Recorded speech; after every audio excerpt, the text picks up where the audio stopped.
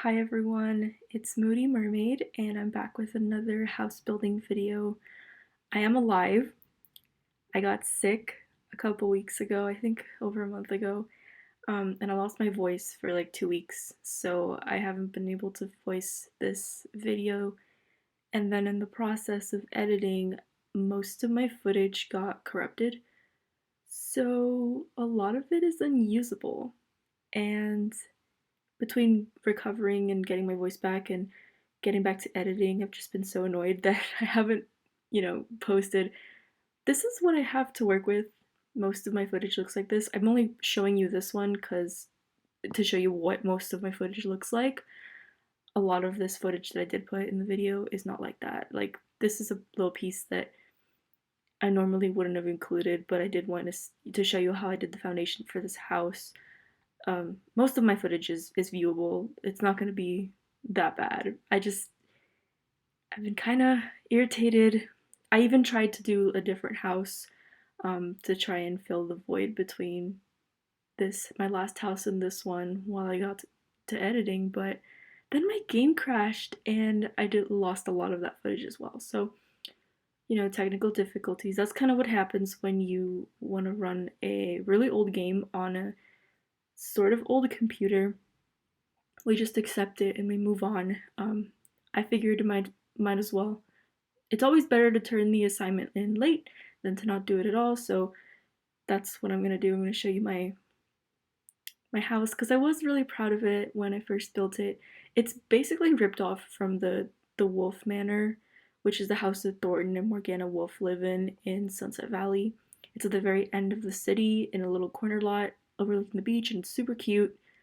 And I built this one from scratch, but I mostly copied the structure of the Wolff Manor, except for a few little things. But you'll notice that there has a similar foundation from the outside. All of the inside is different. That's because the Wolff Manor kind of wastes a lot of space. Like, the actual structure is so mind-blowingly beautiful, but the inside is kind of just open space. Like, it's an open concept, but a little too much. It doesn't have any separation for anything except for the bedroom, and I wanted this to be different. Um, and I wanted to add a complete dome. That house has a sort of dome part to it, and this one, not a dome, I guess an octagonal room. I wanted to add one to this house and, challenge myself to work with that space because it looks really cool, but it was really hard to build around it. I ended up making the bottom section a kitchen and the second floor section into a bedroom. So I don't even know if that's gonna come out because, like I said, a lot of my footage got lost. But you can see here that I did get a lot of the initial landscaping down. The pool is built in a funny shape like that to accentuate the shape of the house. It's supposed to complement it because the house is kind of in the same shape, but in the other direction. Here's me putting down the rooms. The house has a living room, a kitchen, and then like a bottom landing area, which is like the gym, and it has a tiny weightlifting section and a little bar downstairs, like there in that tiny room that you see right now downstairs. And then on the second floor, technically third floor, there's gonna be a 2 bedrooms and 2 bathrooms. And then in the garage area, which the Wolff Manor has this little overhanging hangar looking garage, car, what is it? Like a garage basically. I wanted to add a little studio apartment for the butler to live in because I thought that was a really cool idea. Unfortunately, I didn't have a lot of space to work with here, so the studio is really cramped, but I did put it in, and I think it looks pretty cool. That tiny like counter looking thing with the black top is a mini fridge that came with University Life. The counters, as I'm putting them down there, I go through a couple of phases to try to figure out which counter to use. I ended up moving everything to the other wall, as you're gonna see, because there just wasn't room for the bed that way. And there's the bed.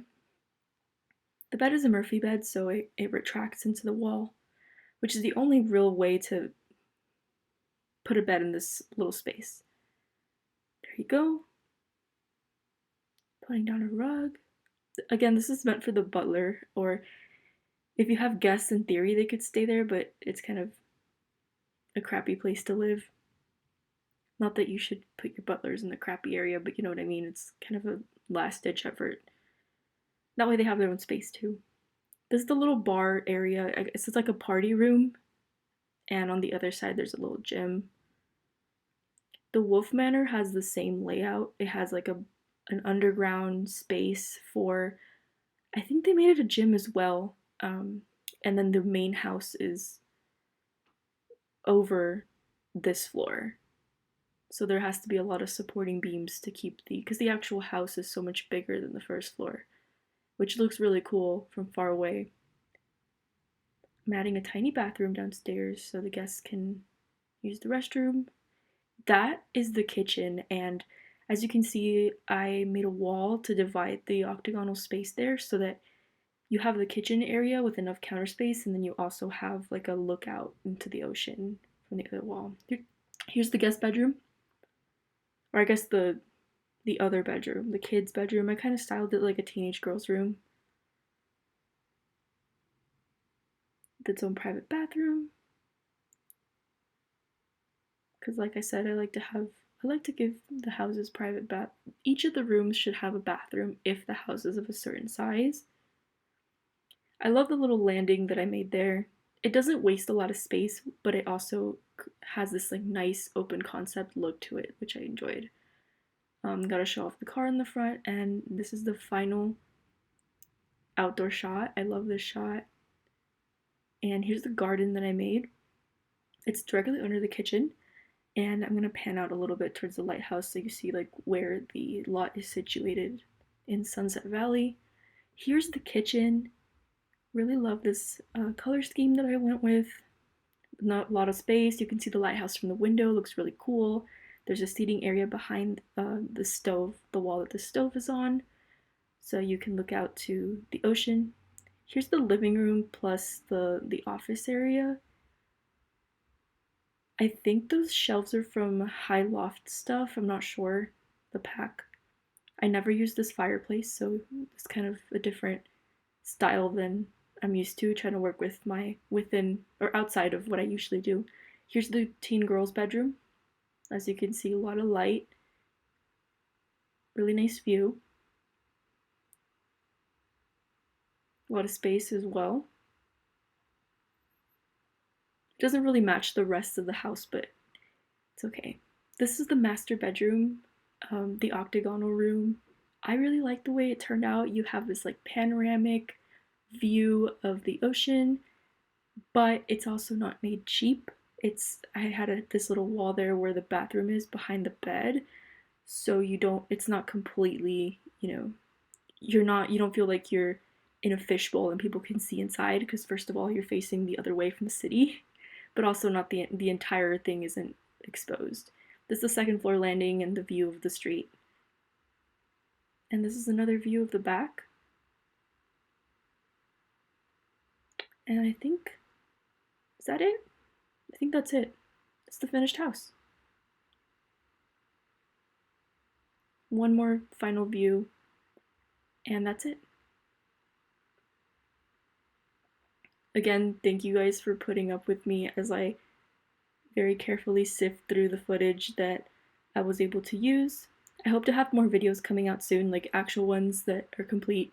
In the meantime, if you like this video, please leave a thumbs up, and if you have any feedback, let me know.